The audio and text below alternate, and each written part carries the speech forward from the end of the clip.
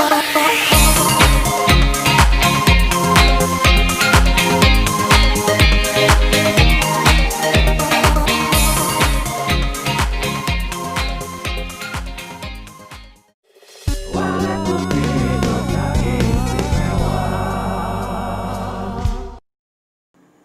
Sabta Dharma. Kembali lagi di ngobrol-ngobrol pesilat. Nah, oke guys. Hari ini suasananya agak beda ya kan.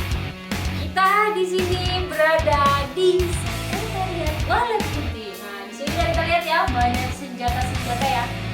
Di sini ada golok, ada samurai dan banyak lagi ya kan. Dan di sini ada banyak piala dan medali. Ya, banyak banget ya. Aduh, sungguh istimewa ya sekret ini. Ya. Terus di sini ada simbol warna putih juga, guys. Di sini ada simbol warna putih. Besar banget ya. Besar. Nah, dan di sini juga ada dokumentasi. Ini ada dokumentasi. Banyak banget ya. Oke.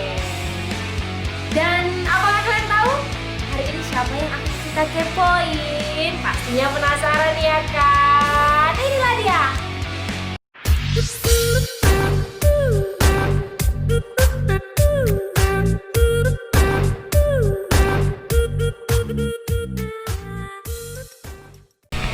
Selamat malam Bang. Iya, malam Bang Putri. Aduh, terima kasih banyak loh Bang karena Abang izinin saya nih datang ke sekret ini. Iya, nggak jadi masalah Mbak. Sekretariat ini welcome buat siapa aja. Oh Ya. iya. Bagus banget itu Bang. Jadi Bang di sini kita mau ngobrol-ngobrol. Tapi Bang, sebelum ini senjatanya asli atau palsu nih Bang? Ya asli semua kayaknya Mbak. Asli ya Bang. Kalau dibentung sendiri sakit. Kalau mau nyoba silakan, nggak apa-apa Mbak. Kalau bentuknya ke orang nggak apa-apa sih Bang, asal jangan ke saya aja. Ya. Kalau orang mau lewat dari sini Bang, greget duluan ya Bang. Tapi ini Bang, kamu main ini kayak pedang-pedang ini tajam gitu Bang. Ya bener tajam. Oh. Ya ukurannya karena ke leher, kalau nggak ke rumah sakit kuburan itulah Mbak. Dua aja Bang. Iya, semua sih senjatanya. Ini Bang udah bisa jualan senjata nih Bang, kalau kata orang gitu. Sempat dibilang seperti itu sih Mbak, cuman kan ini enggak. Memang kita di Balai Putih itu ada memang jurus-jurus. Oh, jurus-jurus jadi ini dimainkan nih Bang? Iya. Oh, saya pikir hanya untuk pajangan ini Bang. Iya, ada jurusnya semua, ada tekniknya, ada freestyle-nya. Kapan-kapan nanti bisa dilihat Mbak. Siap. Gimana permainannya. Pasti tuh Bang, Iya. pasti. Gini Bang, sebelum kita ngobrol-ngobrol nih Bang, kan jadi kita Bahas senjata. Iya, aduh. Daya tarik. Ah. Itu daya tariknya senjatanya. Iya ya Bang. Iya. Aduh. Jadi Bang sebelum kita ngobrol-ngobrol nih, padahal tadi kita udah ngobrolin ini ya kan Bang. Aduh, baiknya kita kenalan dulu Bang. Soalnya kata pepatah mengatakan tak kenal maka tak sayang gitu Bang. Oke. Nama saya Janimar Boy Oli Pujianto. Panggilan akrab biasanya siswa ataupun yang lain panggil Bang Boy. Seperti itu Mbak. Kalau untuk usia masih 24 tahun, masih Muda. masih muda lah, belum menikah. Aduh, cepet-cepet nikah aja Bang. Belum Mbak, belum ada pikiran. Oh, belum ada kepikiran ya, Bang. Masih panjang lagi Masih ya. panjang. Kayak ngobrol-ngobrol kita ini. Iya. Bener. Jadi Bang gini Bang, saya mau tanya nih. Awal abang latihan nih, sampai abang bisa sabuk coklat, sabuk hitam itu gimana sih Bang? Kalau diceritakan dari awal semua panjang nih Mbak. Dipersingkat aja Bang. Dirangkum aja ya. Iya, bener. Oke. Kalau dari awal siswa itu saya dari 2009 itu SMP. Itu latihan saya di SMP Negeri 2 Torgamba itu di Sumatera Utara Mbak. Itu pelatihnya namanya Bang Z panggilannya. Pada saat itu ketua pelatihnya masih Bang Dedi, sering panggil akrabnya Bang Dedi Kriting gitu. Nah setelah itu sempat berhenti di situ. Saya lanjut lagi di SMA itulah saya ketemu namanya Bang Gedoy, ketemu di gelanggang. Pada saat itu gelanggang umum Mbak. Masuklah di situ. Saya lanjut lagi Bang, saya pengen ikut latihan. Ada cerita lucu juga sih di situ, cuman panjang kalau diceritain. Panjang ya. Iya. Baru setelah itu, Bang, aku mau ikut kader seperti apa? Tapi kan saya diuji lagi naik kuning, hijau, terus masuk ke biru, coklat. Dari sabu-sabu itu saya ada cerita unik juga itu Mbak. Apa itu, Bang? Kalau untuk sertifikat semua itu saya buat sendiri. Kok bisa gitu, Bang? Kebetulan dari sertifikat semua itu kan kebetulan saat saya sudah jadi asisten itu saya diajarin namanya Bang Gida. Itu pada saat itu ketua pelatih di bagian sinem Mbak. Diajarin tentang surat menyurat, tentang editing tuh percetakan apa segala macam lah. Ya sempat mana sih Mbak, cuman kan namanya masih remaja kan bisa sekali. Cuman saya merasakan manfaatnya itu sekarang sih, memang bener. Dari situlah saya buat sendiri apanya. Kalau bilang sertifikat saya itu saya salah selipnya di situ Mbak. Saya buat sama tahunnya semua. Dari situ selipnya. Saya minta tanda tangan lah sama Bang itu, Bang minta tanda tangani ya, ditanda tangani lah seperti itu. Baru setelah itu lanjut lah di 2013 itu hampir di kalau nggak salah itu hampir di mau akhir-akhir tahun lah itu saya naik ke coklatnya pendekar muda, asisten pelatih ya. Kalau untuk ke hitamnya itu ke Jogja Mbak. Ke Jogja. Iya di Jogja saya. Jadi awal mulanya Abang ke Jogja itu karena apa Bang? Itu karena pendidikan sih Mbak, di 2016 tuh. Terus Abang datang ke Jogja Iya, karena pendidikan. Iya. Terus Abang bisa ke sini itu atas entah siapa yang nyuruh Bang, entah Abang lihat sendiri ke situ gitu. Ya memang udah disuruh duluan sih, udah di planning kan. Jadi kalau apa nanti kamu di apa sana aja boy, aktif di pelatihan sana nggak apa-apa, kata Bang Gina ini kan. Iya Bang, minta nomor kontaknya sana lah. Saya menghubungin pada saat itu pelatih Surabaya, namanya itu Bang Jody.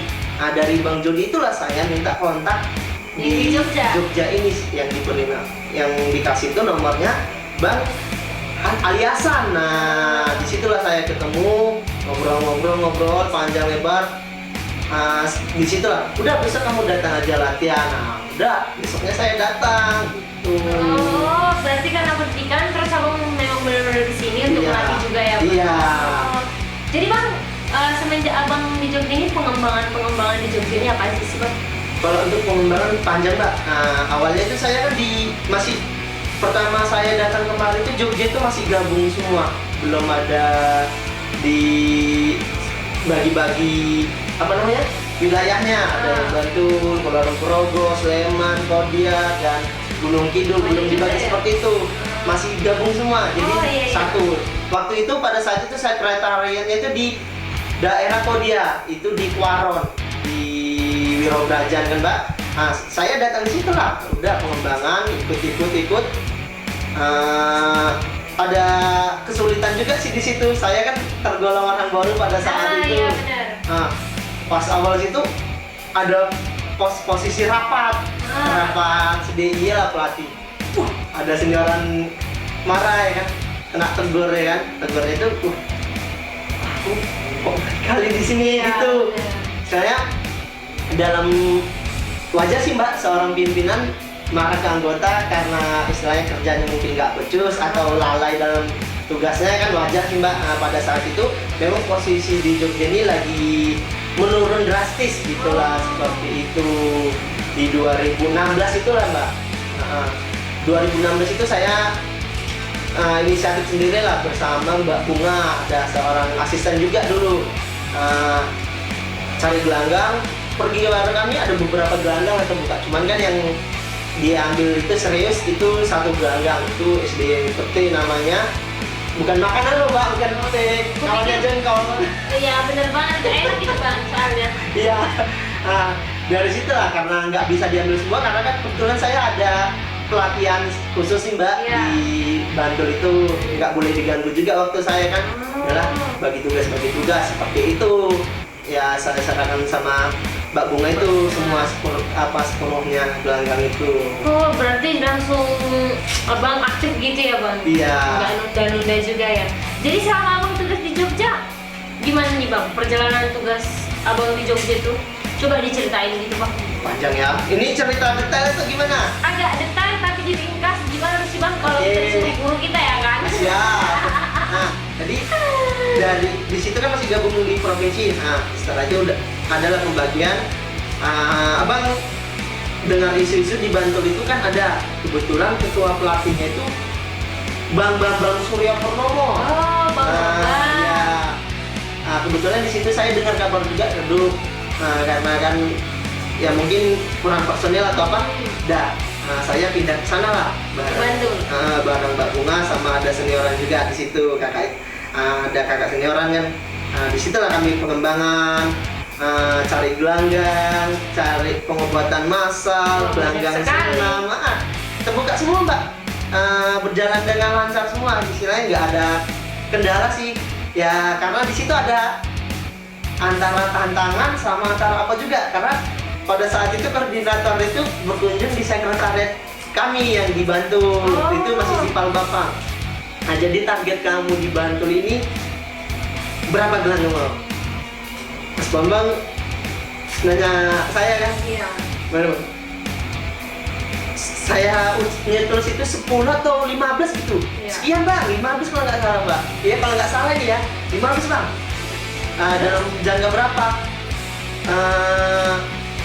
Pokoknya sampai akhir semester ini selesai lah.